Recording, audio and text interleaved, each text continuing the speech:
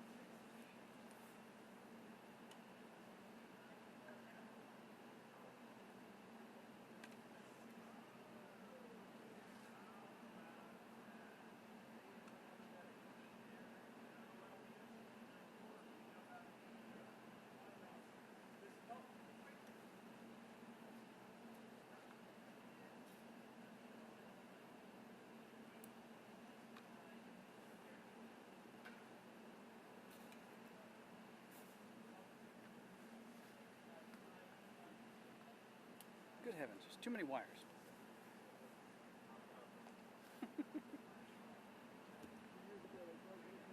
Smaller and lighter and wireless than they line.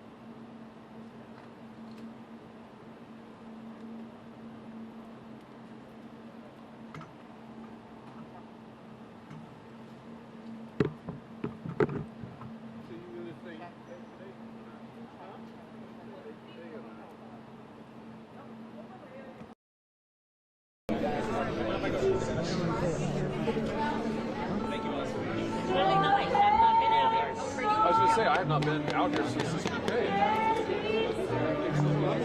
You guys hungry? Y'all get to eat? Instead of wheelchair, like I'll get no photos. We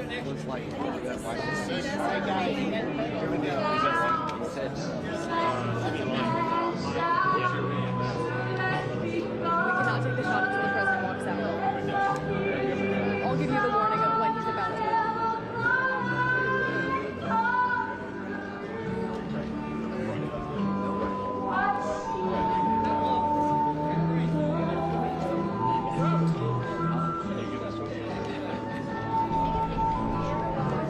Yeah.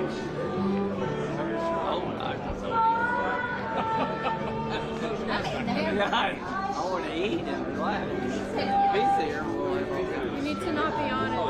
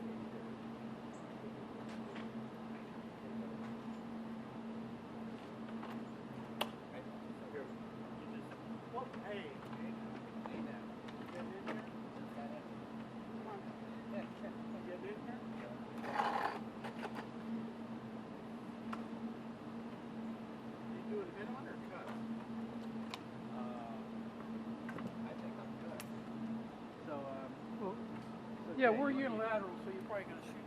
But that way? No. Whoever's asking the question, of course not. So, hey, Manel, where would you want her to stand? Whoever it is, I don't know. Right there, it's fine. Here? Yeah. What about here? Hey. Hi. Are we expecting something? I'll move my stuff over here. Just in case. What you said, yeah. To save the We'll be spot. over here. Can I see you? Is there any issue? Like, No, not for me, no. driveway, you take care? No, I think you should be okay on this one. No, it's a security issue from here. Give me like Blocking you out? Sure. Out the way.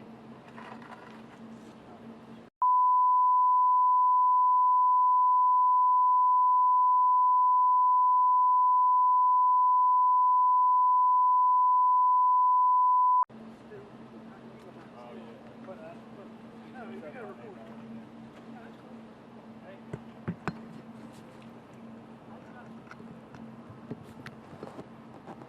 Our this is your laboratory. I don't know what the hell. Oh, it came off? Yeah. Okay.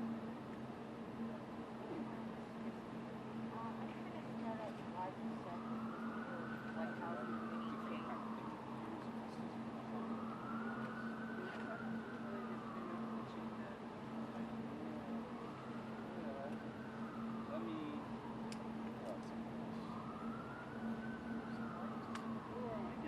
I don't know.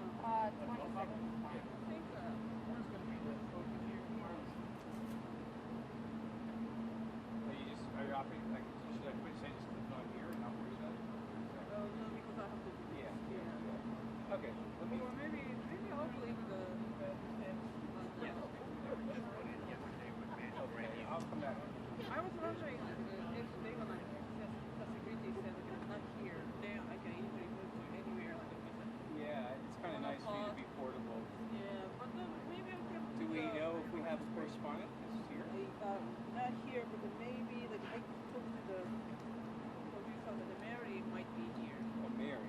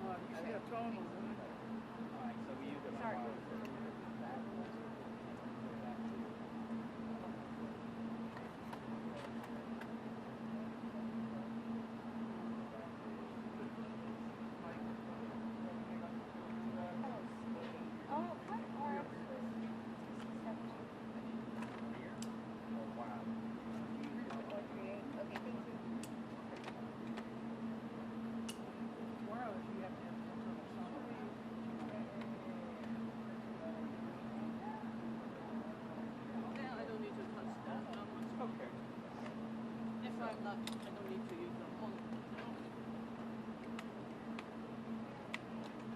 Channel 1.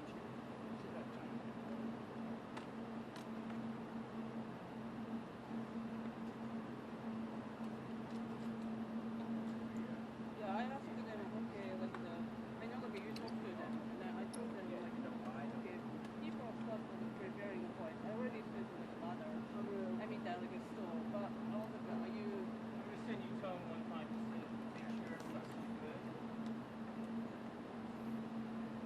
You want to take it down and put it on this We stool? should see tone.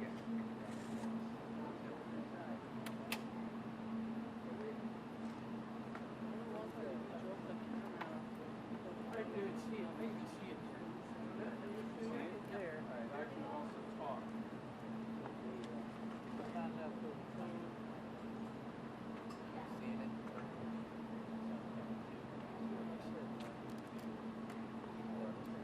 Yep. I get the both channel now. Yeah, both ones shotgun at the moment. I'm gonna give her the wireless. For channel 2. Okay. Which one is the Actually, you know what? This one, let me talk into the my ear here. See if you can clean this up. Now I'm going to turn these on. 1, 2, 3, 4, 5. Channel one. You should hear that. Boy, this thing is lopsided. Look at this thing. Oh no, I'm standing in the wrong place. That's why. 1, 2, 1, 2. You have a good profile. Need a weight or anything? I went preset. All right.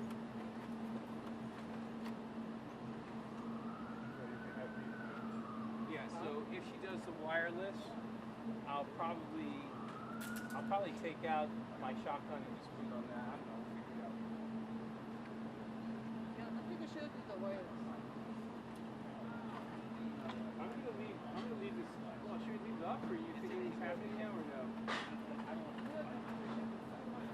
Alright, you know what? I'm gonna shut the log shot. Oh, is it Barely. Oh, okay. So I have time to eat and all that. Yeah. Alright, so I'm just gonna tilt this down for 1 second so I can see. I'm gonna shut this off.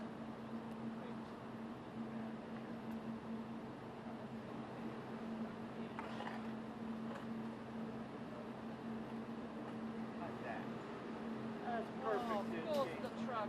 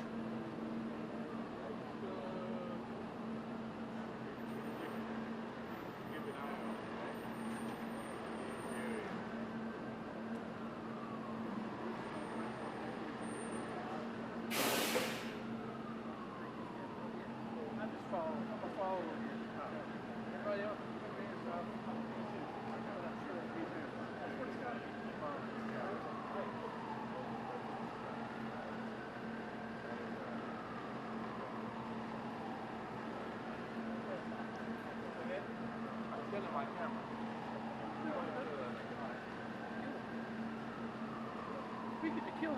Kill it.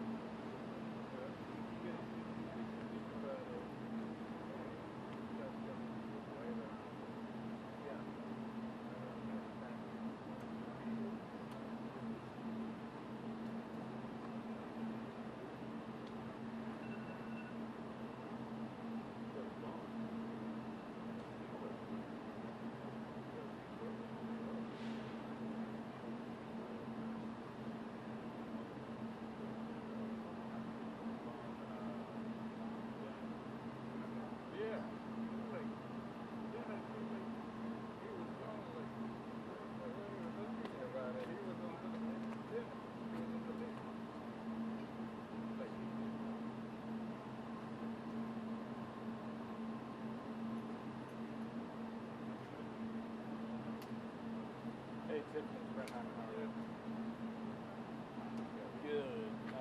Over here at White House 2.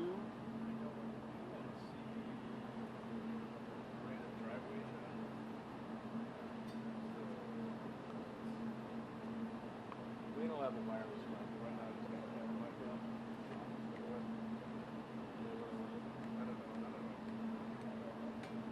Okay. All right.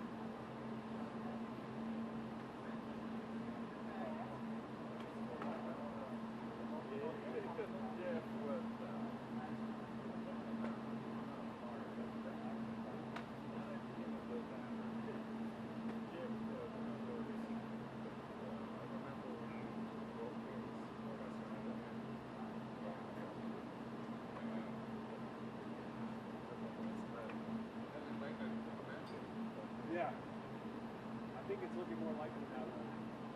Yeah, for 2 o'clock.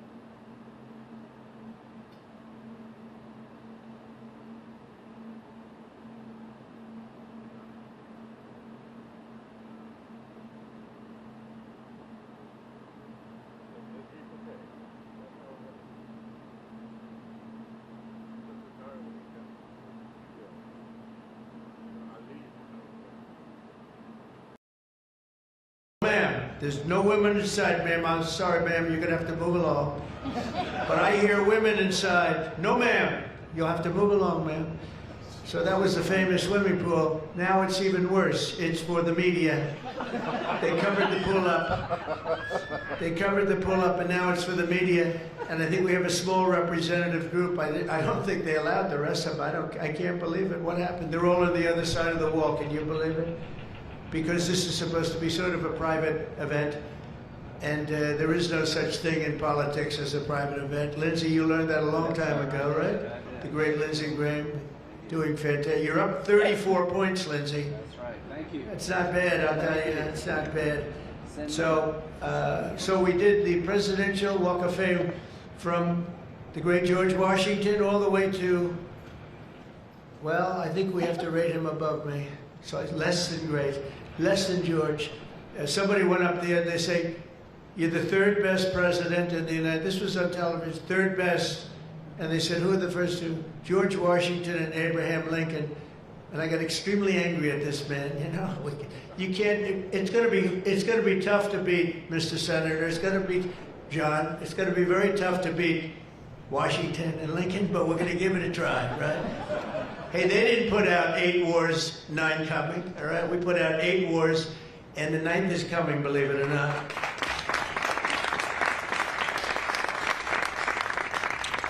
So I just want to say it's great to be with you. And when we're finished, later on, we're going to have a little quick lunch, and they do great food at the White House. And this is used sometimes for evening, where we've had some incredible people for the evening, and some of the big foreign leaders have been coming. And most excitingly, on the other side, you see the fence and the wall. We're building a world-class ballroom. You know, for 150 years, they've wanted a ballroom here. We don't have a ballroom. We have a little cocktail area, but we don't have a ballroom. The East Room, it's called, is a very small cocktail area. It holds about 88 people if it's tight. And I said, if I do this again, I'm going to get a ballroom built, and we're putting up our own money. With the government is paying for nothing. You probably hear the beautiful sound of construction to the back. You hear that sound? Oh, that's music to my ears. I love that sound. Other people don't like it. I love it, Josh. I think when I hear that sound, it reminds me of money. In this case, it reminds me of lack of money because I'm paying for it, so it's the opposite. But it's going to be one of the most beautiful ballrooms anywhere in the world, and it's going to be able to take care of tremendous things. When you have, as an example, I'm going to see President Xi in 2 weeks, going over to South Korea. We're going to meet in South Korea. We're going to talk about a lot of things. They want to discuss the fact that they're paying 157% tariff. It's a little higher than they thought. And we're doing very well. I think we're going to do well in that negotiation. We've done well, as you know, with Japan, with South Korea, with Europe. The European nations got together, we made a deal. And it was all based without the tariffs, you could have never made the deal. I'll tell you what, tariffs equal national security. Remember that. Tariffs equal national security. You got to remember that. And they also equal wealth for our nation, because we've taken in hundreds of billions of dollars in a very friendly manner, given to us by nations that used to take it from us. And they used tariffs on us. We never used it on them because we were foolish. Or we were led by people that weren't business people. But it really does. It equals national security. And I wouldn't have put out, I mentioned 8 wars, 9 coming. Of the 8, 5 were based solely on trade and tariffs. India, Pakistan were going at it. 2 nuclear powers, and serious nuclear. 7 planes shot down. They were ready to go, and I called them up. I said, you go to war, and we're not doing a trade deal. And they said, well, what does one thing have to do with the other? I said, it has a lot. You're nuclear powers, and if you do it, we're not doing a trade deal.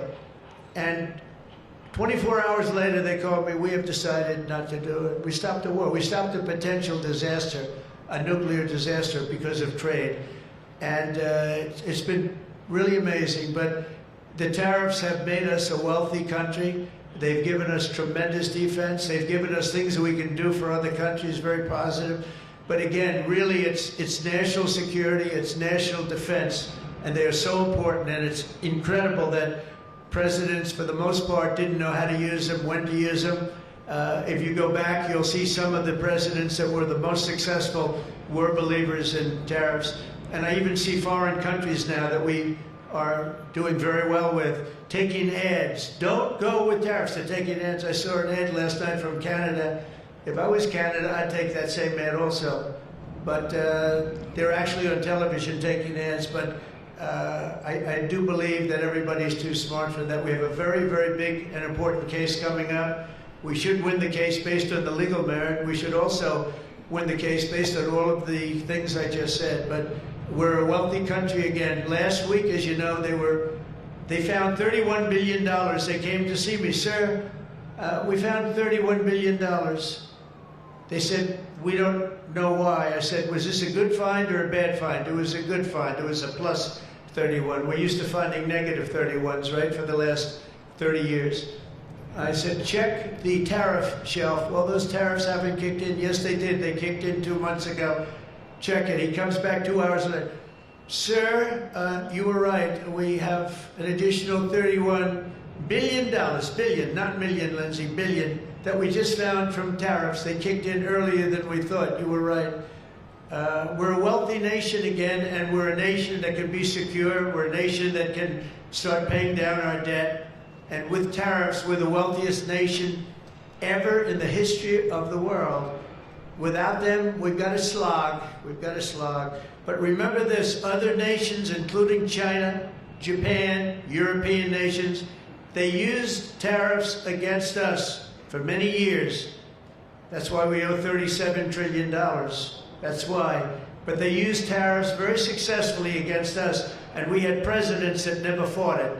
But now you have a president that does fight it. So I just want to welcome you to the incredible Rose Garden. It's just an incredible place. It was done, we did it, brought it back to health. It was in very bad shape, actually, and we brought it back to health. First Lady Melania did a fantastic job on it. The surrounds and everything, it's all brand new wiring. You know, underneath there's a lot of wire, a lot of things. Everything brand new, everything beautiful. The only thing we did is we had to get a hard surface here because nobody could use it because of the grass. So I just want to welcome you, and I hope you're going to be here a lot. We're going to use it for meetings. We're going to use it for press conferences. Now we can use it. It was unusable before, and now we can use it. But everything that you see was redone. All of this was redone, and the whole White House is being redone. Some of you came through what they call the Rose Hall. They call it different names, but you probably noticed, I don't know if you came through this door, did you notice the white marble floor that was put there? That was made out of Home Depot tiles, about 1 foot by 1 foot. They were all broken, about 30 years old. And I replaced it with book-matched marble, paid for by your friend, President Trump. It's like, it's amazing how people like it when you say you paid for it. When I say I paid for it, they say, oh, I love it. But it really, they did a beautiful job. They're great talents. They're very talented marble people I have. And they replaced it with beautiful paradisial marble and statuary marble. And it's really, really beautiful. I want to thank the outstanding leadership team, and you really do have that. Majority Leader John Thune, who's been my friend, he really has done an amazing job. Thank you, John. Thank you. Done an amazing job. I didn't get to know John as well in the first term, and I've gotten to know him very well over the last 9 months, John, and you're doing a fantastic job. Thank you very much. Really great. Majority Whip John Barrasso was outstanding man. Thank you, John. Thank you. Great guy, too. Conference Chair Tom Cotton. He loves that military. He loves it. He loves the military. Policy Committee Chair Shelley Moore Capito. Shelley, thank you very much, Shelley. Vice Chair James Langford. Very good, James, thank you. And you know, we have everybody but one person here. You know, everybody showed up. I figured you'd have like, I'd say 40 would have been a good number, right? If everybody, we're just missing one person. You'll never guess who that is. Let me give you, he automatically votes no on everything. He thinks it's good politics. It's really not good politics. He's an automatic no. But I don't know. Look, if he wanted to come, I'd probably let him come, right? I'd let him come. Begrudgingly, but would let him come. A National Republican Senatorial Committee Chair, an unbelievable guy, Tim Scott. You know, Tim, I shouldn't say it because it's so, I don't know if it's going to be. But Tim ran, and he was very effective and very good, but he was on the debate stage and everything else, he was good just because he's good. But he wasn't as good as they thought he was. And when he got out of the race, he endorsed me almost immediately. And I used him as a surrogate. And I wasn't sure if I should because, you know, sometimes I want a total lunatic to get up and fight for me. And Tim is a really good person. So I wasn't sure. And I put him on the stage, and he ripped the heart out of everybody. He was so brutal. He was so unbelievable. It turned out to be absolutely one of my best surrogates, and it includes a lot of you people that were here. You were all surrogates. But Tim ripped these people apart. And after watching 2 or 3 times, then I wanted him all the time, right, Susie? I said, I want Tim Scott, get up there. But he was so good, and I said to him, Tim, when you fought for yourself, you were much different. When you fought for me, you were a tiger. You were like unstoppable. You were, really was. You all saw that. What's the difference? He said, I've never liked selling myself. And I love selling somebody that I really do believe in. I really believe in you. And I just felt that way. And it was so nice the way he expressed it. And I want to tell you, you are a champion. You are a winner, and congratulations. Thank you very much. I never love telling that story because I'm not sure if it's a good or a bad story, but I'm telling you, you are an amazing guy, and you fought for me so hard, and I really appreciate it. You got to be my #1 choice, Tim. So something happened. I appreciate it. And you're doing great doing what you're doing right now. I also want to thank the entire Senate Republican Conference for your tremendous work on confirmations. Boy, did we have a couple of weeks, huh? We had some, I signed like 150 of them, and I didn't use an auto pen, by the way. I signed. You know, when you're signing these important, like a general getting approved from 3-star to 4-star and all of these different things and big confirmations and, you know, big stuff, you really have an obligation to actually sign it, I think. You probably noticed right there, number 46, we put up, right? We put up a little bit of an auto pen. We have 46, we have 45, we have 47. It's very interesting. You have 46 as an auto pen. It's up there. It stays up there. People like it. It's probably going to stay up there for a long time. And I know you're looking into that. And by the way, the auto pen person said he never spoke to Biden. He worked the auto pen. You're not allowed to do that. So if you're looking at anything, just remember it. And remember, they treated us very badly. They treated us very, very badly, so I think you're allowed to just report the truth, including the confirming of my cabinet much faster than first time. I mean, we went so fast, and I give John Thune and all of you credit for that. It was amazing. All of a sudden, I was calling John, I've got to get him approved. Come on, John, because I was getting like one every 2 weeks. And you know, I had people, they left their job, and they left everything, and it looked like they were... All of a sudden, it was like an avalanche. They walked in, James and James, my double James, I call them. They walk in, and they had like so many of them. I said, you got to be kidding. Is this like, are you for real, right, James? John Thune did his job, and you got them all done, and you have all those people out there working now, and instead of being very upset with the fact that we couldn't get them approved quickly. So I really appreciate it. You used a method that I wish you could use U.S. attorneys. You know, I have 10 U.S. attorneys who are phenomenal, phenomenal. A Harvard, a Yale, a this, a that, all top. And the problem is they're not going to ever be confirmed, I guess. I put them in. They'll be there for 3 or 4 months, whatever, and then they have to leave. Because anytime you have, as you know, anytime you have a Democrat senator, not even 2, just 1, they'll say because of the time we're in, we're not approving that person. We're not approving. They never do. They won't approve. And therefore, because of blue slip, I have to tell the person after 3 months, I'm sorry, you'll have to leave. And I put somebody else in. And I've had Democrat senators say the only one who will ever approve is a Democrat. This is not constitutional. And you really, I hope you can look at that blue slip thing, because I have 10 people that are phenomenal, and they're going to have to leave office. Highly educated, top of their class, everything, and they're going to have a mark on their career that they were a U.S. attorney for 3 months or 4 months, and then they had to leave. And that's so unfair. It's unfair to the public, because the public voted for me in a landslide, and I'm supposed to be picking the U.S. attorneys. And this goes for judges also, but actually more so even for the U.S. attorney with the blue slip.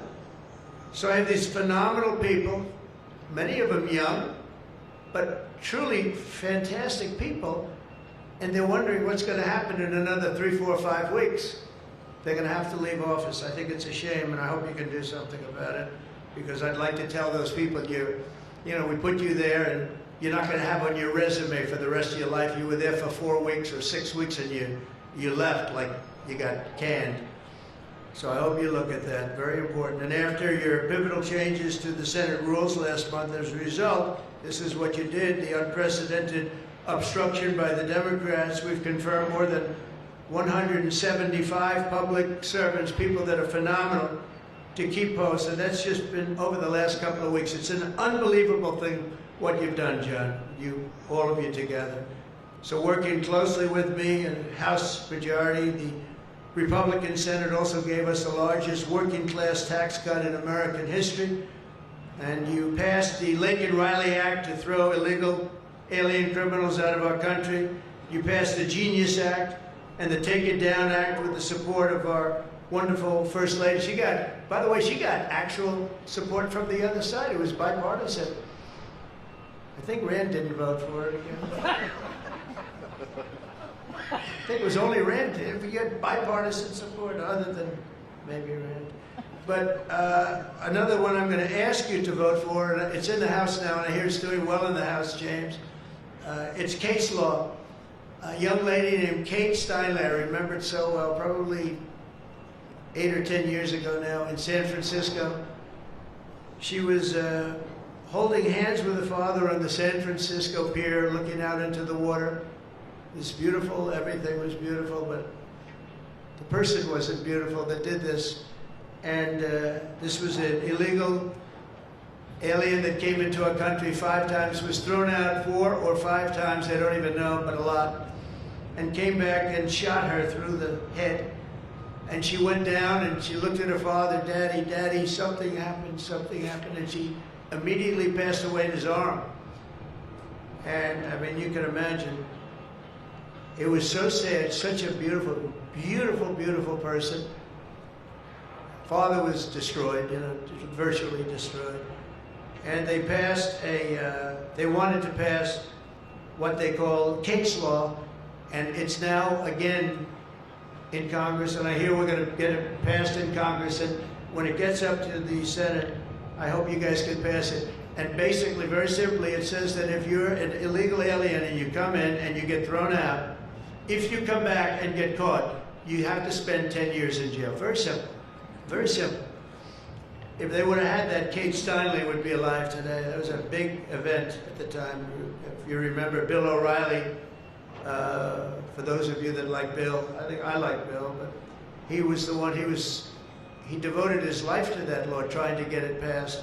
I think it's time that we pass it, so that if you get taken out of the country and you come back illegally, knowing that this law is in existence, you go to jail for a 10-year period, and it's going to keep the repeat offenders from coming in. It's going to really keep them from coming in. Senate Republicans have already voted 11 times to get our government back and open for business. We have record business. We're going to be, I think, by the time I hit month number 12, I think we're going to have $20 trillion of investment. We're over 17 right now. As an example, President Biden had less than $1 trillion for 4 years. We're going to have $20 trillion in less than 12 months, and we're over 17 trillion right now. So it's the largest amount in our country by far, by many times. That's in our country. But here's the one. It's the largest amount in the history of the world. There's never been a country that's had anywhere near 17, or it will be 20, and it's going up fast. A lot of it's because of tariffs, because they're coming in because they don't want to pay tariffs. In other words, they make their product in a certain country, and they used to just send it in here, and there was no charge, absolutely. Now, if they have to pay a 20%, 30%, 50%, 100%, or 2% tariff. They say, well, it's better if I build my plant in the United States. It always amazed me I did this first term. We had the greatest economy in the history of our country in first term. We had COVID, and we did a good job with that. That was a curse for every country in the world. It was terrible. But we had the greatest economy we ever had. But if you remember, I started the tariffs, but I held it off because it wouldn't have exactly been good at the time to tell France, you know what they were going through, you know what Spain was going through and Italy was going through. That, by the way, we're going to charge you tariffs. But I had started the process. We were going, the country was doing good. And I took in hundreds of billions of dollars from China. I put the full tariffs on China. Biden left the tariffs because he couldn't, it was too much money, but they gave so many exceptions that they were essentially meaningless. In other words, here's the tariffs, but you don't have to pay if you look at somebody the wrong way. You don't have to pay. So they didn't pay very much. But with me, they were paying hundreds of billions of dollars. And again, I have a great relationship with President Xi. I expect to be able to make a good deal with him. And I want him to make a good deal for China. But it's got to be fair. For years, they were making $500, $600, $700 billion. $700 billion, and we'd be making nothing. It was a one-sided, honestly, we built their military. We built China's military with the money that we lost for so many years getting ripped off. So now we're going to have a fair deal. I think we're going to have a very successful meeting. Certainly there are a lot of people that are waiting for it. Maybe it won't happen. Maybe it won't happen. Things can happen where, for instance, maybe somebody will say, I don't want to meet, it's too nasty. But it's really not nasty, it's just business. And we're gonna do a good job representing you people and representing the people of our country. Unfortunately, in a craven and pointless act of partisan spite, Chuck Schumer, who I've known for a long time, and the radical left Democrats are holding the entire federal government hostage to appease the extremists in their party. And they are extreme. I mean, I've never seen anything like it. They're extreme, and you know what? We had a landslide election. We won the popular vote by a lot. We won the swing states, all 7. Remember, they said, oh, if Trump could get 3 swing states, he'd be... And, well, I didn't get 3, I got 7. We got all 7 by a lot, by record numbers. We won the Electoral College, 312 votes. They said, it's very hard for a Republican. It's harder for a Republican. Although now I think we've swapped it. I think it's now harder for a Democrat. Because if you see what we've done with the Hispanics, with the black workers and black men, and recently a poll came out with black men and women were doing so well. You know, they want security. They don't want to have their city destroyed. Women in Chicago, beautiful black women walking around with red MAGA hats, because they don't want to be mugged and shot and everything else. And then you see a Democrat get up and tell you how safe it is in Chicago. You know, they've had, in a fairly short period of time, 4,000 murders. This is over a short period of time. 4,000 murders. And they had a holiday where they had 28 people killed and almost 100 shot. And then you listen to this guy, Pritzker. I've known the family for a long time. They threw him out because he was no good, and he became governor. He's got money through the family. He got money through the family. But they threw him out, he became governor. I said, I wonder how he's going to do. It's a crime palace, it's a shame. And you know what we did in D.C. is unbelievable. You people, you can walk down the middle of the street, Mr. Senator, you can walk down, you can have your wife meet you at the restaurant and she's not going to be accosted, shot, beat up, raped. It's unbelievable how bad it was. It was one of the worst in the country, and now it's stone cold. I don't say the word perfect, but it's pretty damn close. And you know, they would average more than a murder a week in Washington, D.C. This is just before we got here, a murder a week. Think of that. The capital of, in my opinion, the capital of the world. They come from Iowa, they come from Indiana, they come from Florida, and you call up the parents, I'm sorry, sir, your son has been shot and killed. We have no crime here now. We have no crime. And the National Guard has been unbelievable, the job. Unbelievable. And you know, it also looks better. I do a tour. I hop in that beast. I feel very safe in the beast. The windows are this thick. But I hop in the beast and I tell the Secret Service, let's drive around town. I used to do that myself. I could drive myself around. I actually like that better. But now I don't think it's a good idea. But we drive around in the streets. The place is looking much, the grass is good, the fences are down, there's no tents, there's no anything. We are looking like it's just a whole new look, and the most important thing, there's no crime. And we're going to fix the roads. We have great pavers. We're going to fix the medians in between the roads, which are half of them are falling down. We're going to take some of the tiles off the bridges, the tunnels that you have. They've been up for 40 years. They're rotted. And we'll put up brand new, gorgeous white tiles like it's supposed to be. But this place is looking really good, and we haven't even started the real fixing up of the town. We're getting rid of the graffiti. You notice there's almost no graffiti anymore. A lot of that beautiful statuary marble had red graffiti all over it, had bad signs up, and it stopped. We've taken out 1,700 career criminals and people that came in through an open border. They came in through Biden's open border, and we've taken them out. The thing having to do with all of the elements in the great big beautiful bill, I'll tell you, it's amazing what we've done. $200 billion in costs for medical. What we've done, $50 billion for rural hospitals. And remember, no tax on tips, no tax on Social Security, no tax on...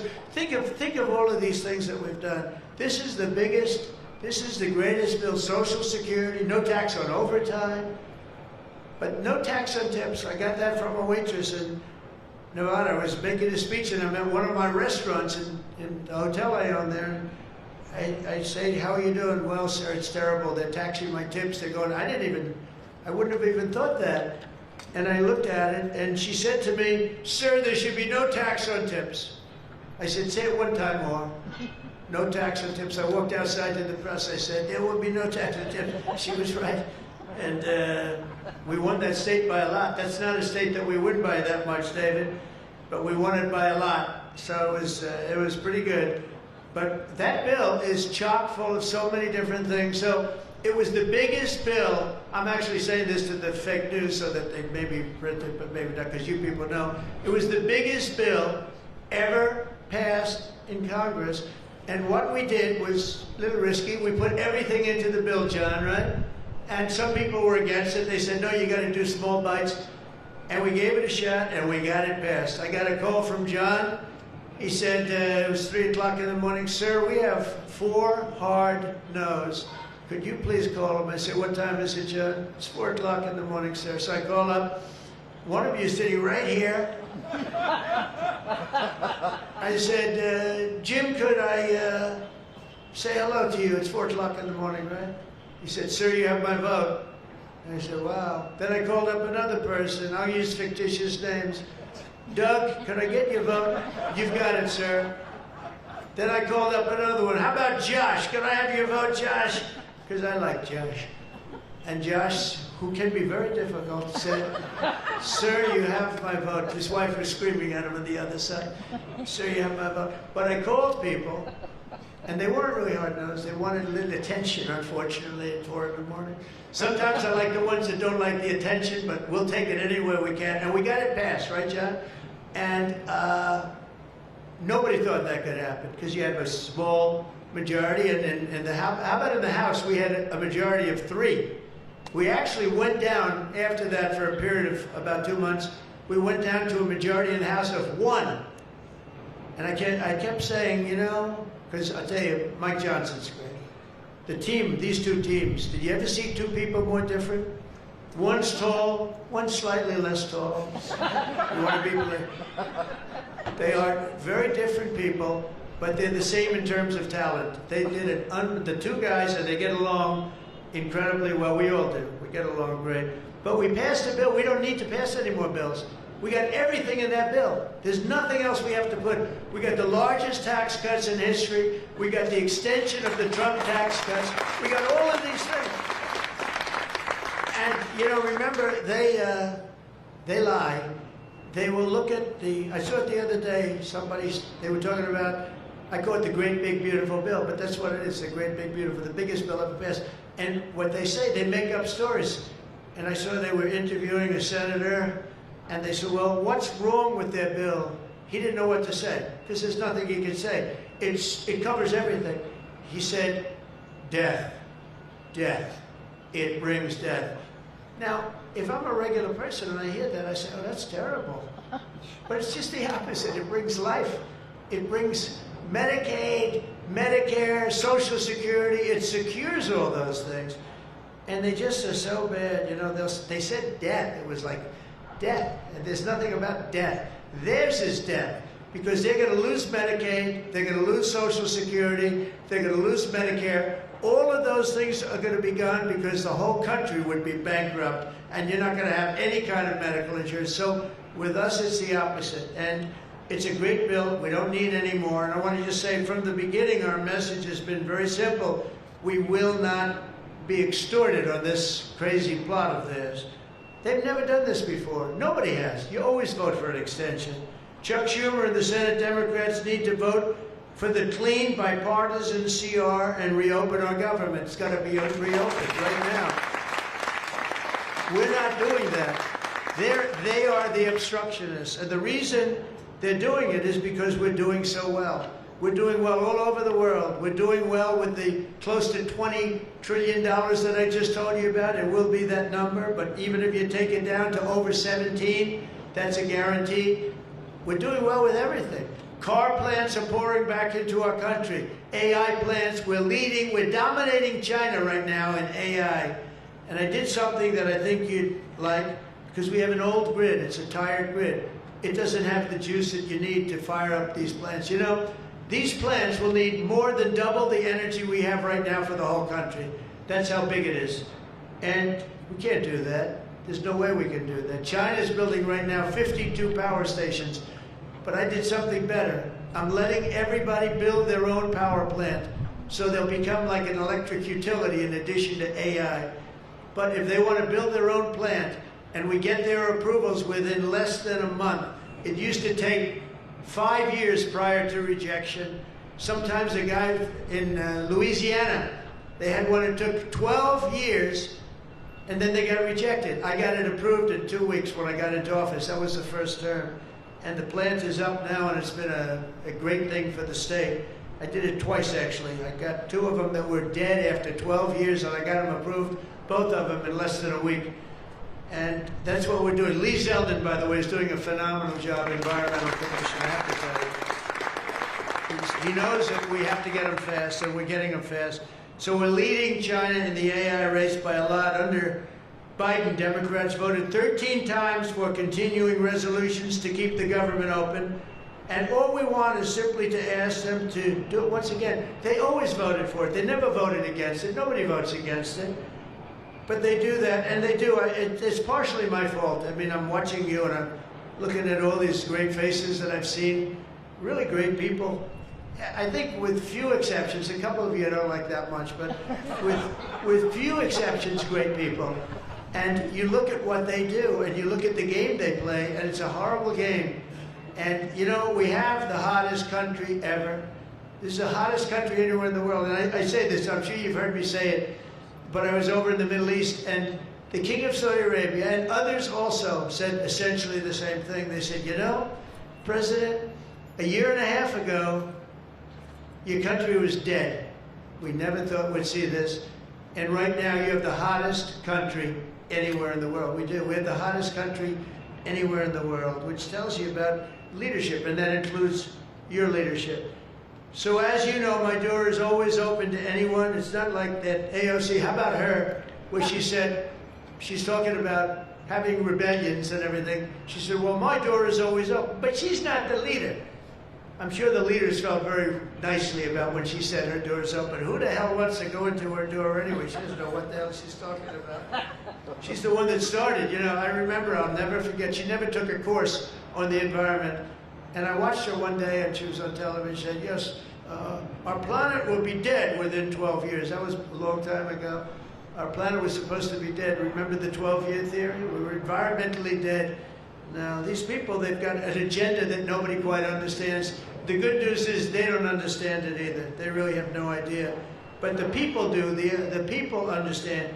We're giving you the biggest tax cuts in history. All of these things, it all adds up that we should do fantastically well in the midterm. The only thing wrong with the midterms is that statistically, when you look, a president gets elected, and for some reason, and nobody, even the great John Thune, cannot explain to me, for some reason, even if he's a reasonably good president, and we've had success like nobody, but for some reason, you lose the midterms. I don't know why. I mean, the odds are tremendously against, like 92% or something.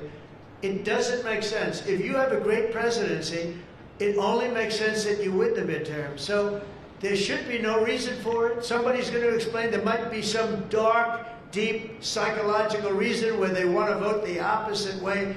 I don't know what it is, but we have to win the midterms. Otherwise, all of the things that we've done, so many of them are going to be taken away by the radical left lunatics. I mean, we're going to end up with a communist mayor in New York. Can you believe it? A communist. Remember, I would always say, we will not have a socialist elected in our country. Remember, I'd say that all the time. And I was right. We skipped socialists. We got a communist elected. So I didn't tell a lie. I didn't tell a lie. I was right. We'll have a communist, not a socialist. But we've already seen the impacts of the dangerous game that they're playing. Democrats are causing delays in our air traffic control system. So important. We wouldn't have had, you know, this Pete Buttigieg. He spent billions of dollars on fixing the air traffic control. They'd use copper wire going into glass wire. Any union electrician here or any non-union electrician would say you can't hook copper into glass. It doesn't work. They spent billions of dollars. They turned on the system, and it was stone cold blank. We're getting a brand new system. We have bids out now. We have 3 great companies bidding. And I want one bid. Sean Duffy's doing terrifically. I want one bid. I want just bid, and they're responsible for everything. Not we had. They had like 1,000 contractors. Every contractor, they're all running around. In the end, if one of them does a bad job, we want to be able to blame somebody, and it's going to be one of the very big companies because there's a lot of interest in it. So the air traffic control system is going to be rebuilt. Over 1 million federal workers right now, as you know, are going unpaid. That's the Democrats' fault. And children, tourists, unable to visit the museums in Washington, D.C., that we now have beautiful, safe streets, but we don't have the museums open. We should probably just open them. But we are doing things that nobody's ever done, nobody's ever seen. So all of this and the pain that the Democrats have caused during this reckless and completely unnecessary affair, and you can call it the Schumer shutdown or the Democrat shutdown, you can call it whatever you want. And I will say this, that we have Darth Vader. You know Darth Vader, right? Darth Vader is a man who, I think he's sitting right. Is that Darth? Stand up, please, Darth Vader. Stand up. Does everybody know? They call him Darth Vader. I call him a fine man. But he's cutting Democrat priorities, and they're never going to get him back. And they've caused us, and they've really allowed us to do it. And by the way, thank you. You're doing a great job, I have to tell you. So, really a great job. Because many of the things that they're cutting, like the New York project, $20 billion we're cutting it, they're not going to get it back. I mean, they're not going to get a lot of things back. They may not get it back. Maybe we'll talk to them about it. But they're losing all the things that they wanted. But many of the things that they wanted are things that we don't want. The things that are just so bad for our country. And we're cutting those things out. So while they thought they were doing maybe bad, maybe indirectly they're doing good. The cynical comment that they've made all over the place, and all of their cynical remarks proves beyond all doubt that Schumer is a calculating political partisan, but we knew that.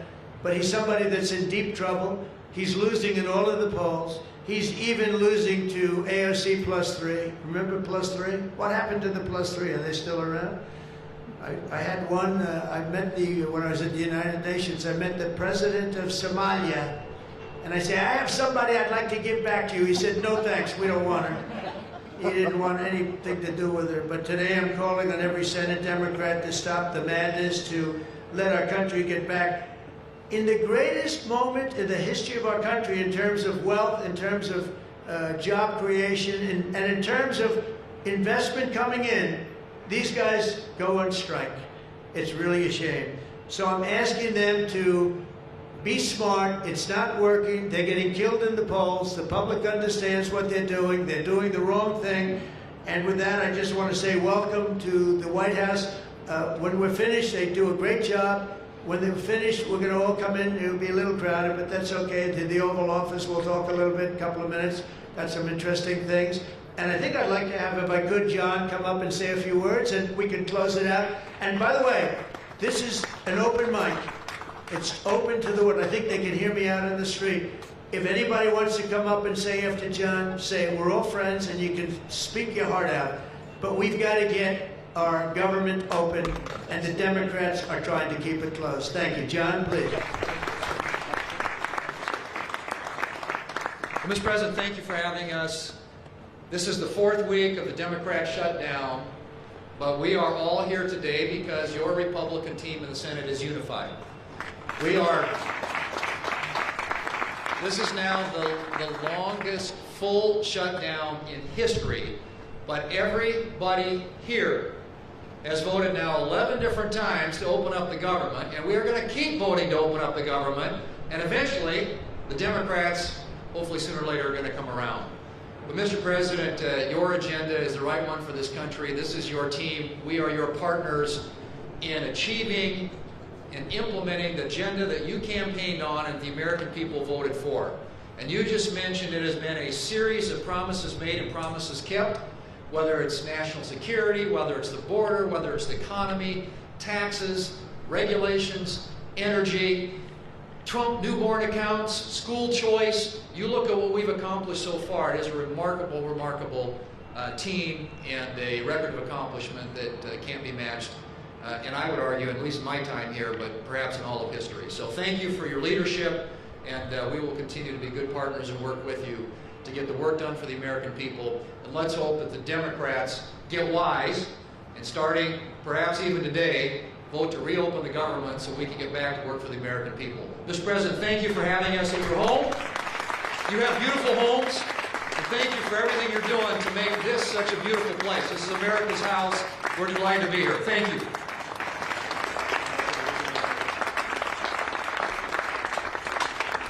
Okay, TV, we're done. Lindsay, that open mic doesn't fly.